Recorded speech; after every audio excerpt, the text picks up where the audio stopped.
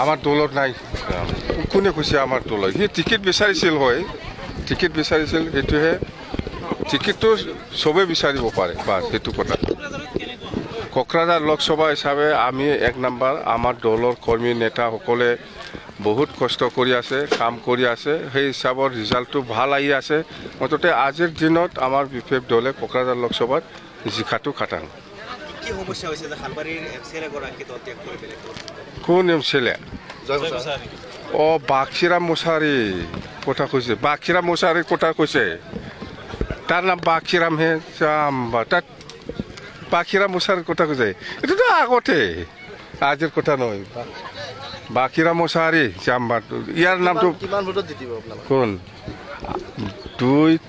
2 লাখৰ পৰা 3 লাখৰ মাজত ডিফাৰেন্সত আমি জিকিব 2-3 তলত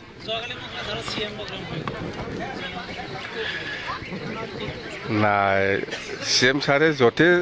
নাযাওক কিয় কোকৰাঝাৰত যোৱা নাই বঙাইগাঁৱতহে গৈছে বুলি আমি শুনিছোঁ বঙাইগাঁও ইহঁতৰ বৰপেটা লোকসভা হিচাপে কেণ্ডিডেট আছে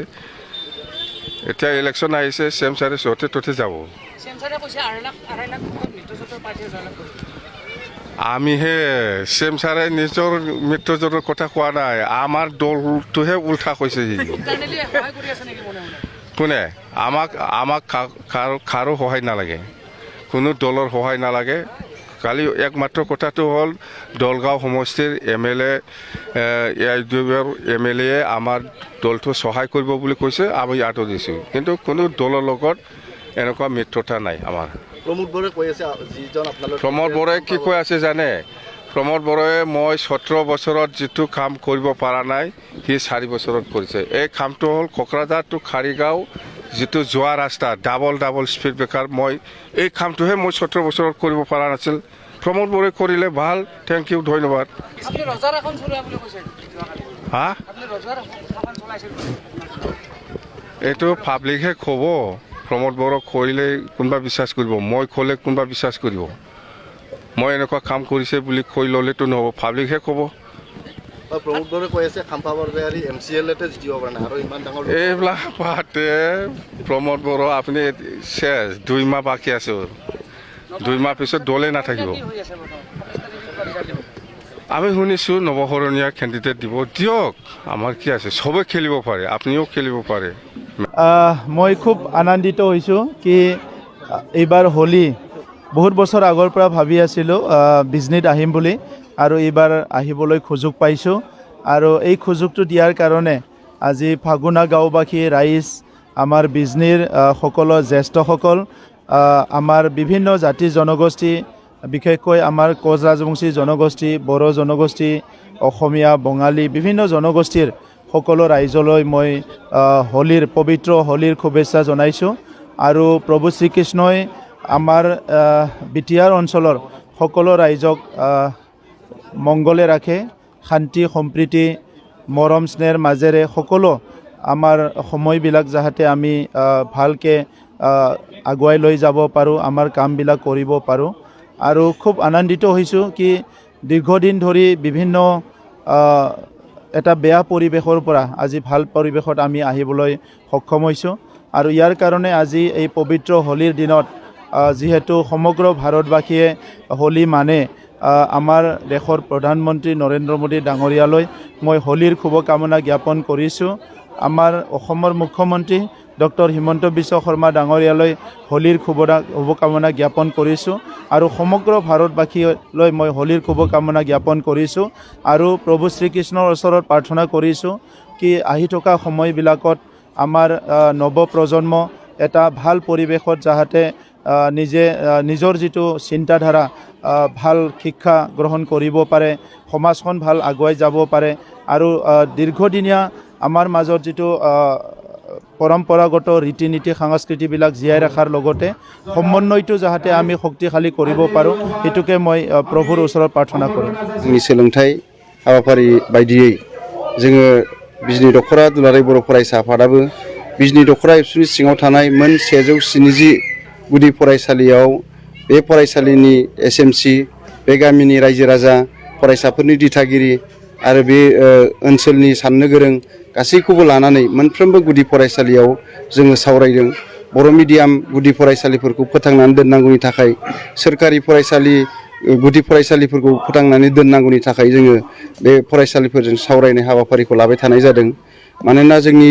रिपर्टआव मोनदों, जोङो मोनसे डाटा बानायनानै मोनदों, गासै जोंनाव गोबां फरायसानि अनजिमाया खम जालांबाय। जोंनि बिजनि दख'रा एबसुनि सिङावनो सासेल'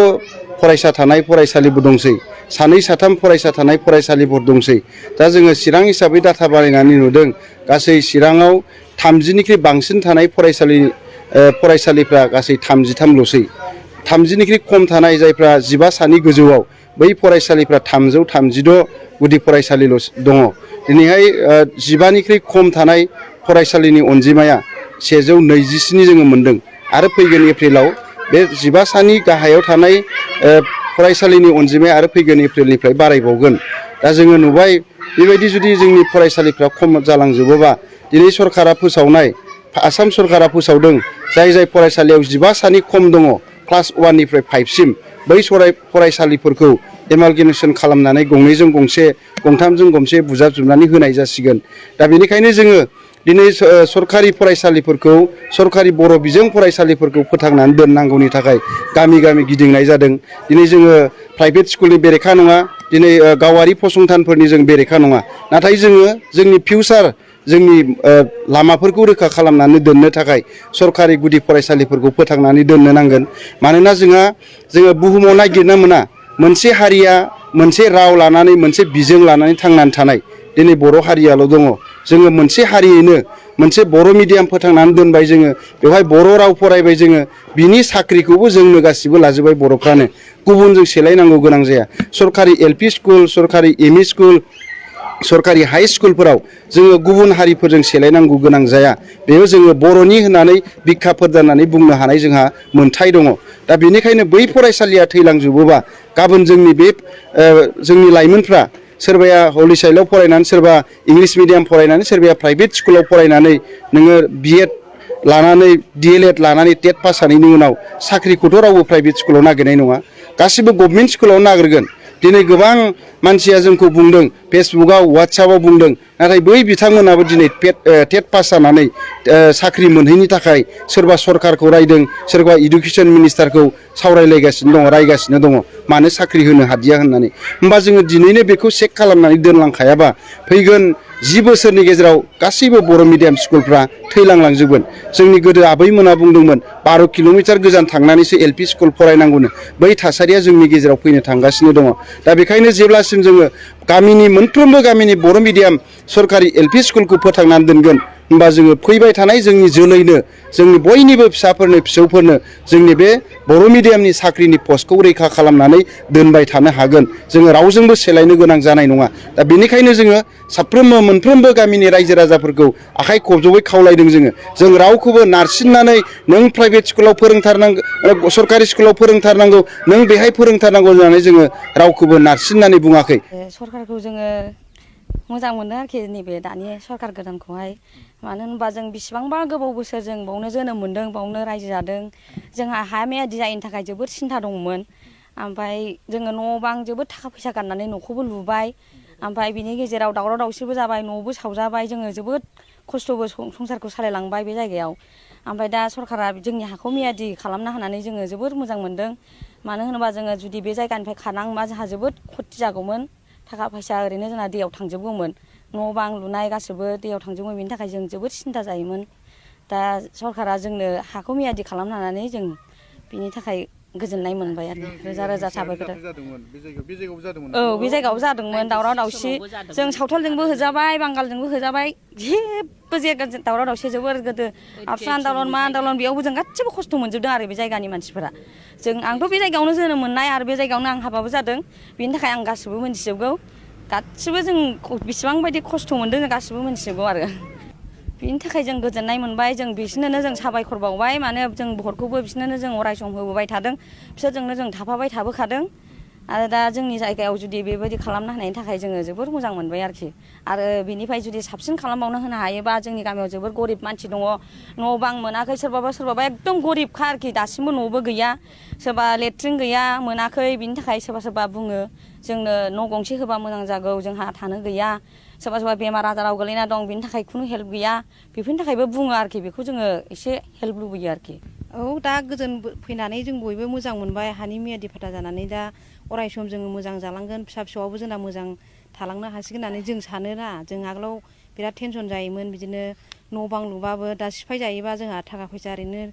खरसा जायो मायो जों बिदि सानोमोन दा जोंहा बेफोरबायदि मियादि फाथा जानानै जोंहा गोजोननाय मोनबाय सान्थि जाबाय इउपिपिएल सरकार दानानै मोजां जादों दा जों बेखौनो हास्थायो आरो मोजाङै थाबाय थागोन अराय सम मोजाङै थानांगौ बाख्नायजाथाव इउपिपिएल पार्टिया मोजाङै थाथों दे जोंबो बेयावनो अराय सम सापर्ट होगोन आरो आंखालाथ' मानसिनाव जोबनो गैयै दं बिदिनोथ' मा जेखौ गावसोर हरो जों बेखौनो लायो न' बां बेफोरखौथ' सरकारनि दायथ'खा होनाय बिसोर जेब्ला हरो होमबा जाय गरिब गुन्द्रा दं बिसोरनो नायनानै होबाय मोनबाय साफा सानै मोनो दा बांसिनानो मोना बेफोराव सोरबा सोरबा दुखु मोनो दा मोनबाथ' मोजां बेखौनो हास्थायो बयबो जुदि हरोबा जोंनो सरकारा गासिखौबो सुबिदा हरनांगोन लेट्रिन टेट्रिन बेफोरखौनो बुंनो सानो आरोना जेबो माथो नांबावगौ जोंनि गामियाव साख्रि गैया साख्रि बाख्रि लेखा फरायनानै मेरला मानसि बेखार दङ हिनजावफोरबाबो हौवाफोरबाबो औ बिदि जानानै दं आरोना खस्थ' खालामनानै जाजोबो खस्थ' खालामनानै जाजोबो खामला मावनानै जायो दिन हाजिरा सोलिनानै जायोना